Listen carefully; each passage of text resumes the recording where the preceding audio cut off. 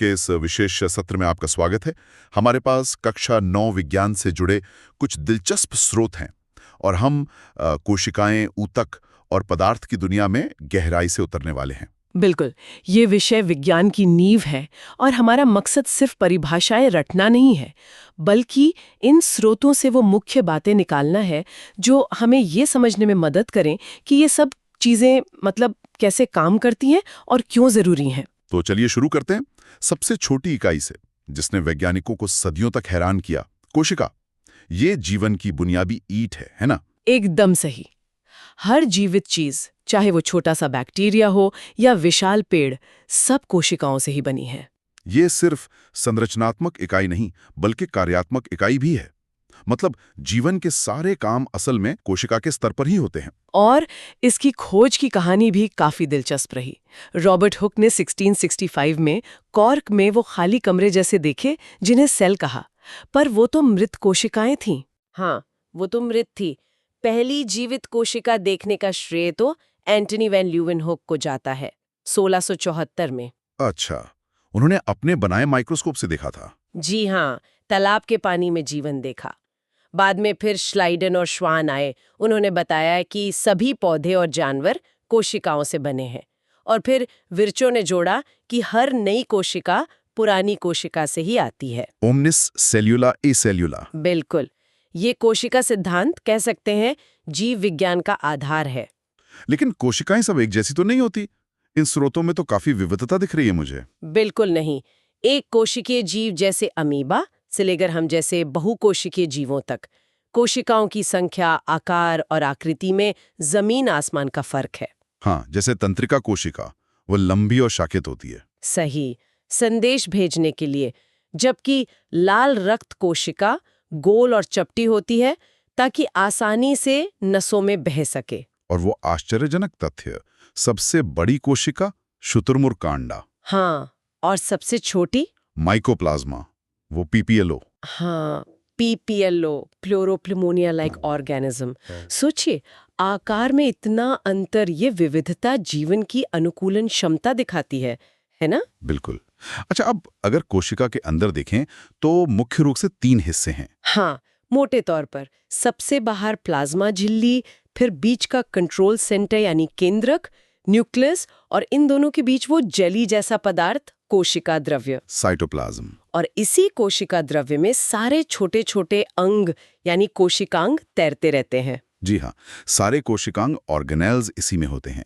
और हाँ, पौधों, बैक्टीरिया और कवक में तो एक और बाहरी दीवार होती है, कोशिका भित्ति, सेल वॉल। अच्छा, ये जानवरों में नहीं होती? नहीं, जानवरों में नहीं होती है। ये उन्हें अतिरिक्त सुरक्षा और एक निश्चित आकार देती है।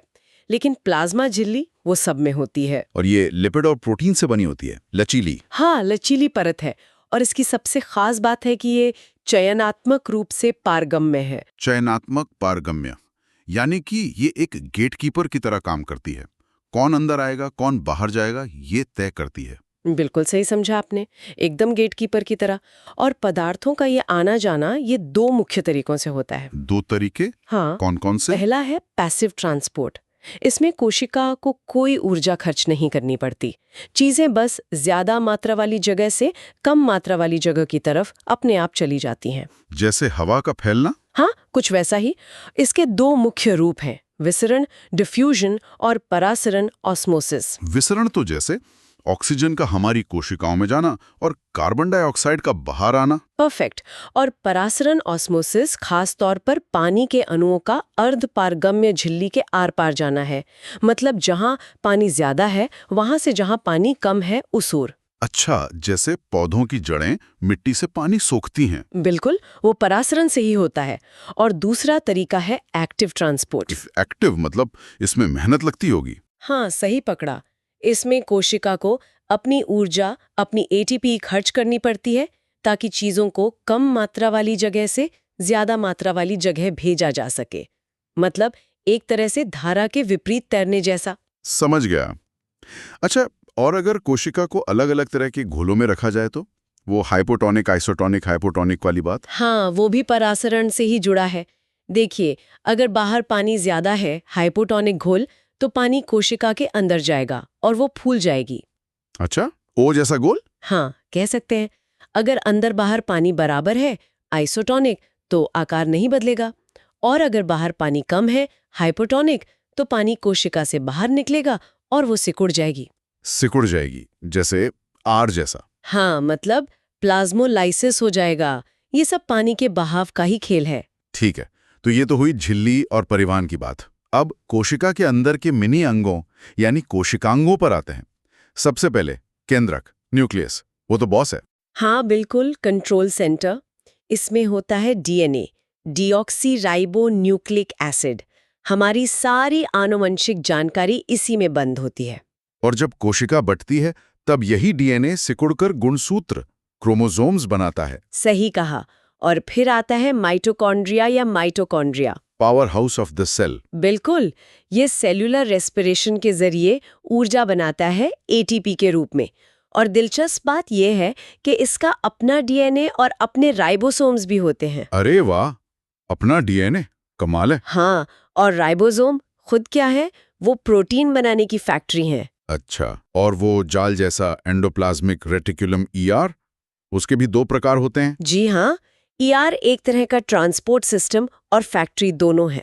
रफ ईआर पर राइबोसोम चिपके होते हैं, इसलिए वो प्रोटीन बनाने में मदद करता है। और स्मूथ ईआर लिपिड बनाता है और डिटॉक्सिफिकेशन यानी जहरीले पदार्थों को हटाने में भी मदद करता है। फिर गोल्जी अपैरेटस है, ये पैकेजिंग करता है। गोल्जी अपैरेटस या गोल्जी बॉडी, ये बनी हुई चीजों को जैसे प्रोटीन और लिपिड को पैक करके सही जगह भेजता है। कह सकते हैं कोशिका का पोस्ट ऑफिस या कुरियर सर्विस। और लाइसोसोम्स, इन्हें आत्मघाती थैली क्यों कहते हैं? क्योंकि इनमें बहुत शक्तिशाली पाचन एंजाइम होते हैं।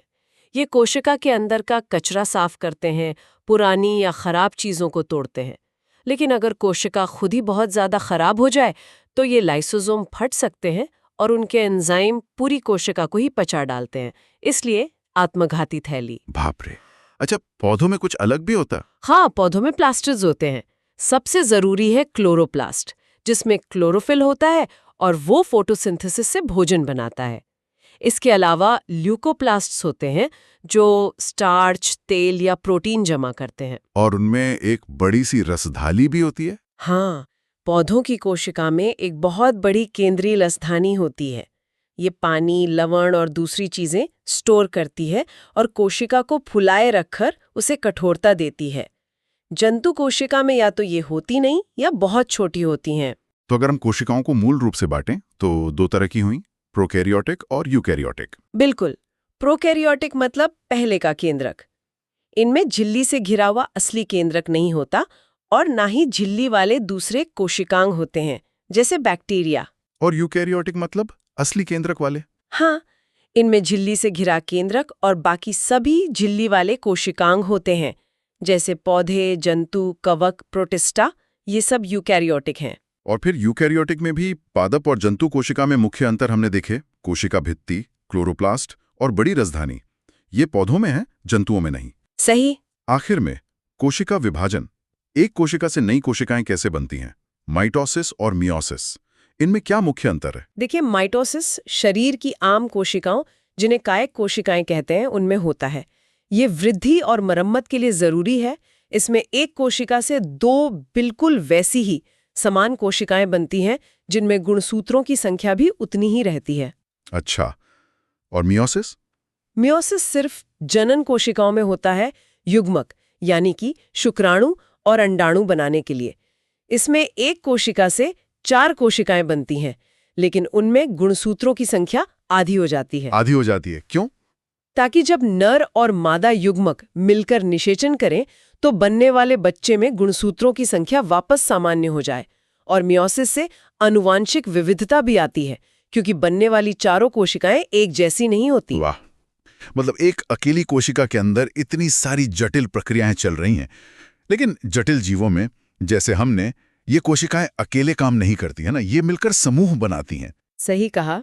जब एक जैसी संरचना और काम वाली कोशिकाएं मिलकर एक समूह बनाती हैं तो उसे ऊतक, टिश्यू कहते हैं।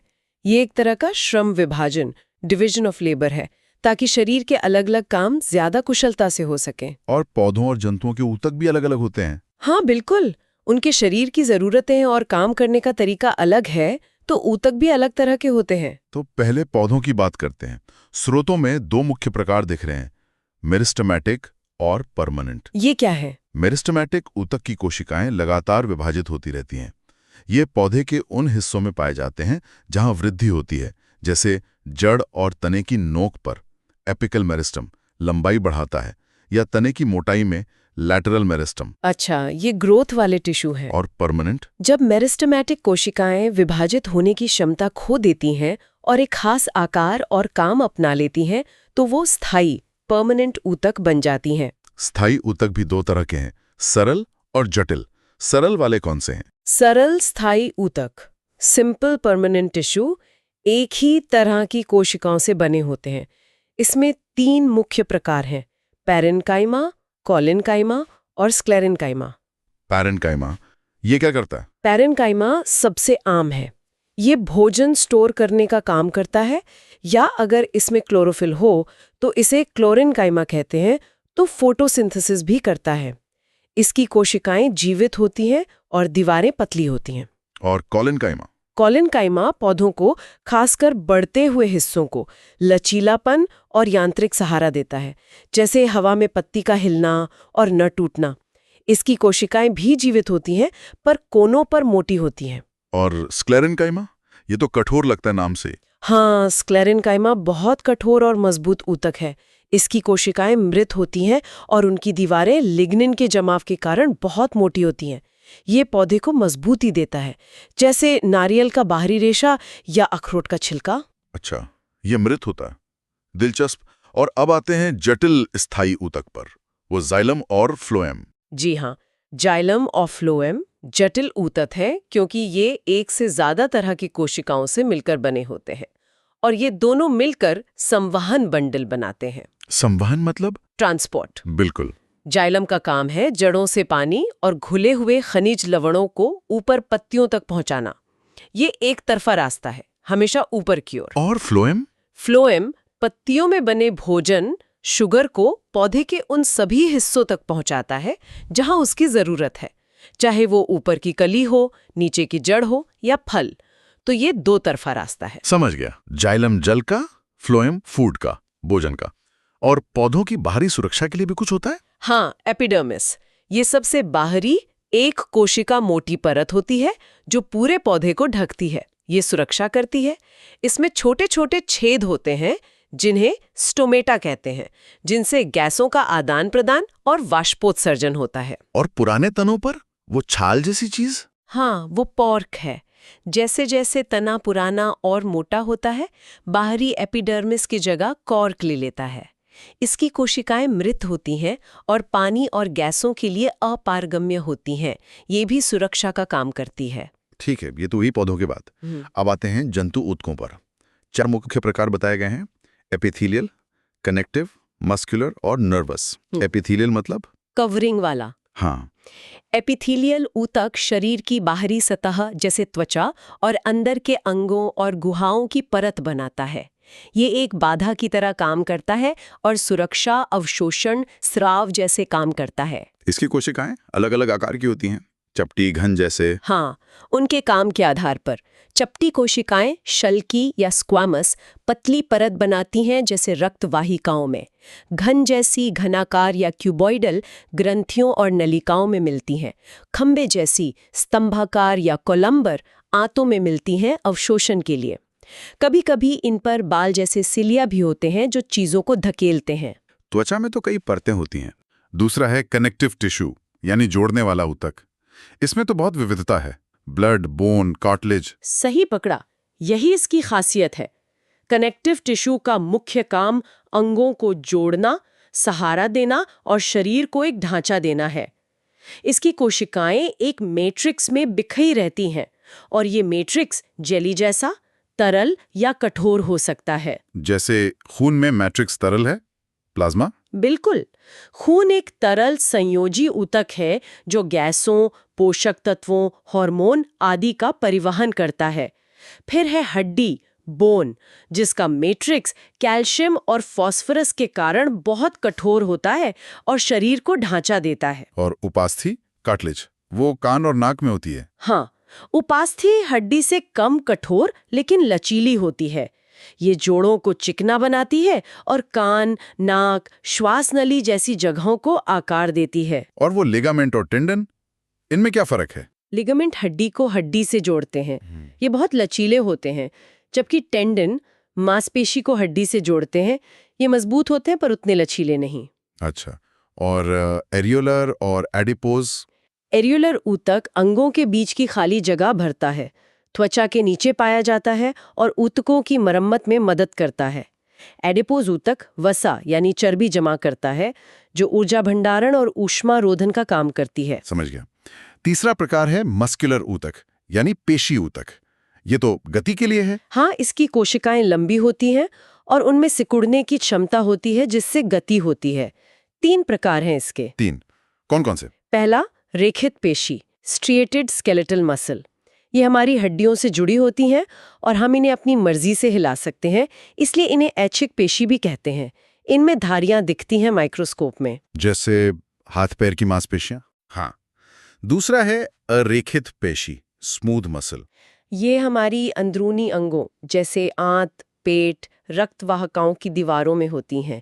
इनमें धारियां नहीं होती और ये हमारी मर्जी से काम नहीं करती, इसलिए ये अनैच्छिक, इनवॉलेंट्री हैं। और तीसरा है हृदय पेशी, कार्डियक मसल। ये सिर्फ दिल, हृदय में पाई जाती है। ये भी अनैच्छिक है, इसमें धारियां होती हैं और ये जीवन भर बिना थके लयबद्ध तरीके से सिकुड़ती रहती है। कमाल। और चौथा और आखिरी प्रकार नर्वस ऊतक, नर्वस टिश्यू। संदेशवाहक। बिल्कुल। नर्वस ऊतक संकेतों को बहुत तेजी से शरीर के एक हिस्से से दूसरे हिस्से तक पहुंचाने के लिए विशिष्ट, स्पेशलाइज्ड है।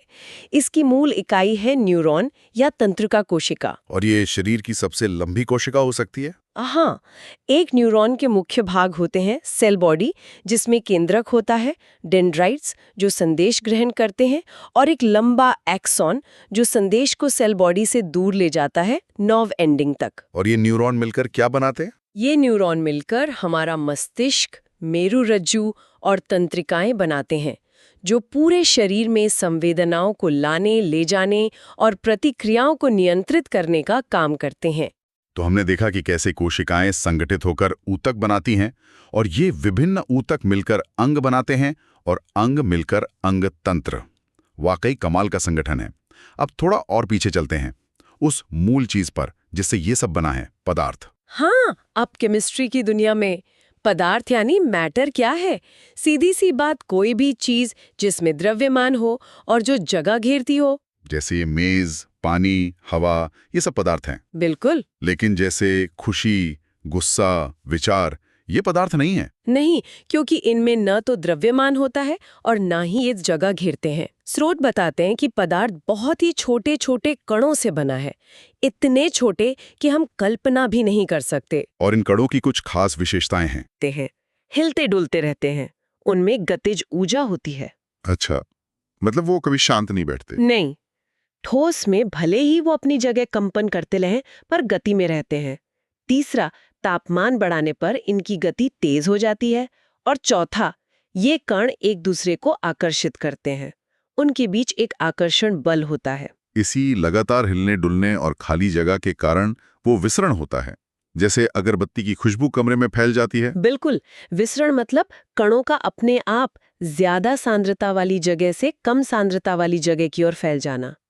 और क्योंकि गर्म कणों में ज्यादा गतिज ऊर्जा होती है, इसलिए गर्म खाने की महक ठंडे खाने की तुलना में ज्यादा तेजी से और दूर तक फैलती है। हाँ, ये तो रोज देखते हैं। और कणों के बीच का आकर्षण बल वो तय करता है कि पदार्थ ठोस होगा, द्रव या गैस। एकदम सही।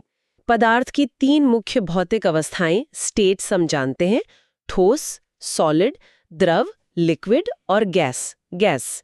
ठोस में कण बहुत पास पास होते हैं और आकर्षण बल बहुत मजबूत होता है। हाँ, इसलिए ठोस का आकार और आयतन दोनों निश्चित होते हैं। कण बस अपनी जगह पर कंपन कर सकते हैं। द्रव में कण थोड़े दूर होते हैं और आकर्षण बल कमजोर होता है। हाँ, ठोस से कमजोर, इसलिए कण एक दूसरे पर फिसल सकते हैं, बह सकते हैं। द्रव का आयतन तो निश्चित होता है, पर आकार बर्तन के हिसाब से बदल जाता है। और गैस में कण बहुत दूर दूर और आकर्षण बल लगभग ना के बराबर। बिल्कुल।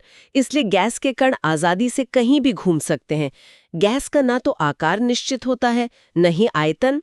वो जिस भी बर्तन में रखी जाए उसी का पूरा आयतन और आकार ले लेती है। और इसी वजह से गैसों को आसानी से दबाया जा सकता है, क्योंकि कणों के बीच बहुत खाली जगह होती है। सही कहा। गैसें अत्यधिक संपीड्य होती हैं।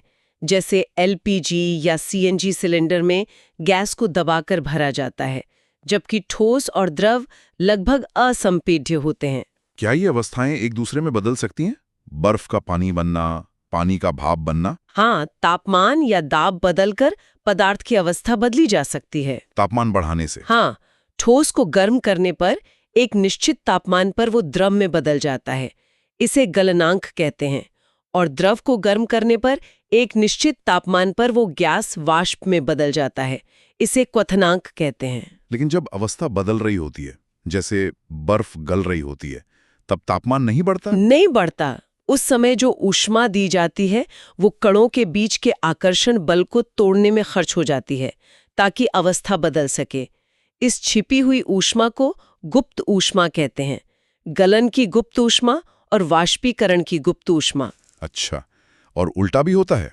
गैस से द्रव, द्रव से ठोस? हाँ, ठंडा करने पर गैस का द्रव में बदलना संघनन कहलाता है और द्रव का ठोस में बदलना जमना कहलाता है। और एक वो खास प्रक्रिया है ऊर्ध्वपातन, सब्लिमेशन, जिसमें ठोस सीधे गैस बन जाता है। हाँ, बिना द्रव अवस्था में आए सीधे गैस में बदलना, जैसे कपूर, नेफ्थलीन की गोलियां या सूखी बर्फ, ठोस कार्बन डाइऑक्साइड। और इसका उल्टा, गैस से सीधे ठोस, उसे निक्षेपण कहते हैं। दाब का भी असर होता है अवस्था परिवर्तन पर। दाब बढ़ाने और तापमान घटाने से गैस को द्रव में बदला जा सकता है। ठीक है। एक और प्रक्रिया है वाष्पीकरण। ये उबलने से अलग कैसे है? देखिए, उबलना एक निश्चित तापमान क्वथनांक पर होता है और पूरे द्रव में होता है। बुलबुले उठते हैं। जबकि वाष्पीकरण द्रव की सतह पर होने वाली प्रक्रिया है और ये क्वथनांक से कम किसी भी तापमान पर हो सकती है। अच्छा, मतलब गीले कपड़ों का सूखना वाष्पीकरण है? हाँ, वाष्पीकरण की दर कई बातों पर निर्भर करती है। सतह का क्षेत्रफल, फैलाकर सुखाने पर जल्दी सूखते हैं। तापमान, गर्मी में जल्दी सूखते हैं। हवा की गति, हवा चलने पर जल्दी सूखते हैं। और आर्द्रता, यानी हवा में नमी, नमी ज्यादा हो तो देर से सूखते हैं। और सबसे मजेदार बात, वाष्पीकरण से ठंडक होती है। Evaporation causes cooling. ऐसा क्यों? क्योंकि जब द्रव की सतह से कण वाष्प बनकर उड़ते हैं तो उन्हें वाष्प बनने के लिए ऊर्जा चाहिए होती है। ये ऊर्जा, गर्मी, वे अपने आसपास के द्रव या सतह से खींच लेते हैं। जब सतह से गर्मी निकल जाती है तो वो ठंडी हो जाती है। अच्छा, जैसे पसीना आने पर जब वो उड़ता है तो हमें ठंडक लगती है। बिल्कुल। या फिर मिट्टी के घड़े में पानी ठंडा रहता है, क्योंकि घड़े के छोटे छेदों से पानी रिसकर वाष्पित होता रहता है और अंदर का पानी ठंडा हो जाता है।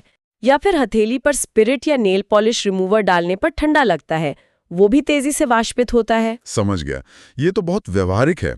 अच्छा, अंत में पदार्थ का रासायनिक वर्गीकरण भी है। हाँ, रासायनिक संरचना के आधार पर पदार्थ को दो मुख्य भागों में बांटा जाता है: शुद्ध पदार्थ, प्योर सब्सटेंस, और मिश्रण, मिक्सचर। शुद्ध मतलब जिसमें एक ही तरह के कण हो, जैसे सोना, लोहा या पानी? हाँ, शुद्ध पदार्थ का संगठन, कॉम्पोजिशन हमेशा निश्चित रहता है। और मिश्रण, मिक्सचर, वो है जिसमें दो या दो से ज्यादा शुद्ध पदार्थ किसी भी अनुपात में मिले हों बिना किसी रासायनिक क्रिया के, जैसे हवा, गैसों का मिश्रण या नमक और पानी का घोल। मिश्रण में उसके घटक अपने गुण बनाए रखते हैं। ठीक है। शुद्ध पदार्थ भी दो तरह के होते हैं, तत्व और यौगिक। सही। तत्व, एलिमेंट, पदार्थ का वो मूल रूप है जिसे रासायनिक क्रिया द्वारा और सरल पदार्थों में तोड़ा नहीं जा सकता। ये एक ही प्रकार के परमाणुओं से बने होते हैं, जैसे हाइड्रोजन H, ऑक्सीजन O, लोहा Fe, सोना Au। अभी तक 118 तत्व ज्ञात है। और यौगिक, कंपाउंड? यौगिक वो शुद्ध पदार्थ है जो दो या दो से ज्यादा तत्वों के परमाणुओं के एक निश्चित अनुपात में रासायनिक रूप से जुड़ने से बनता है। जैसे पानी H2O हमेशा हाइड्रोजन के 2 और ऑक्सीजन के 1 परमाणु से मिलकर बनता है, या नमक NaCl सोडियम और क्लोरीन से। खास बात यह है कि यौगिक के गुण उसे बनाने वाले तत्वों के गुणों से बिल्कुल अलग होते हैं। हाँ, जैसे पानी हाइड्रोजन और ऑक्सीजन से बनता है, पर पानी ना तो हाइड्रोजन की तरह जलता है ना ऑक्सीजन की तरह जलाता है। बिल्कुल। और मिश्रण भी दो तरह के होते हैं। हाँ, समांगी होमोजीनियस और विषमांगी हेट्रोजीनियस। समांगी मतलब जिसमें सब कुछ एक जैसा घुल मिल जाए। हाँ, समांगी मिश्रण का संघटन हर जगह एक समान होता है और उसके घटकों को अलग-अलग नहीं देखा जा सकता, जैसे चीनी का पानी में घोल या हवा। इन्हें विलयन सॉल्यूशन भी कहते हैं। और विषमांगी मतलब जिसमें चीजें अलग-अलग दिखें। हाँ, विषमांगी मिश्रण का संघटन एक समान नहीं होता और उसके घटकों को अक्सर अलग-अलग देखा जा सकता है, जैसे पानी में रेत का मिश्रण या तेल और पानी का मिश्रण। तो ये था हमारा सफर, जीवन की सबसे छोटी इकाई कोशिका से शुरू होकर उनके संगठन यानी ऊतकों तक, और फिर उस मूल पदार्थ तक जिससे सब कुछ बना है, उसकी अवस्थाओं और प्रकारों तक। हाँ, आज हमने देखा कि कैसे कोशिका के अंदर एक पूरी दुनिया बसी हुई है, जिसमें अलग-अलग कोशिकांग अपना-अपना काम कर रहे हैं। कैसे ये कोशिकाएं मिलकर ऊतक बनाती हैं, जो खास काम करने के लिए बने हैं। और कैसे पदार्थ के कणों का व्यवहार, उनकी गति, उनके बीच की दूरी और आकर्षण ही उसकी अवस्था और गुणों को तय करता है। ये सोचना वाकई हैरान करता है कि कैसे इन सरल मूलभूत इकाइयों, कुछ गिने चुने तत्वों के परमाणुओं और फिर कोशिकाओं से मिलकर इतनी जटिल, इतनी विविध और इतनी अद्भुत संरचनाएं और प्रक्रियाएं बनती हैं, जो जीवन और ब्रह्मांड को परिभाषित करती हैं। क्या ये सिर्फ भौतिक और रासायनिक नियमों का एक अनिवार्य परिणाम है, या इसमें कोई गहरा छुपा हुआ पैटर्न या डिजाइन है? ये एक बड़ा सवाल है, शायद विज्ञान और दर्शन दोनों के लिए। बिल्कुल। ये सवाल सोचने के लिए छोड़ते हुए आज के इस जानकारी भरे सत्र को यहीं समाप्त करते हैं। हमारे साथ जुड़े रहने के लिए बहुत बहुत धन्यवाद। उम्मीद है आपको नई और रोचक बातें जानने को मिली होंगी। अगली बार फिर मिलेंगे एक नए विषय के साथ और उसकी गहराइयों को समझने की कोशिश करेंगे। तब तक खोजते रहें और सीखते रहें।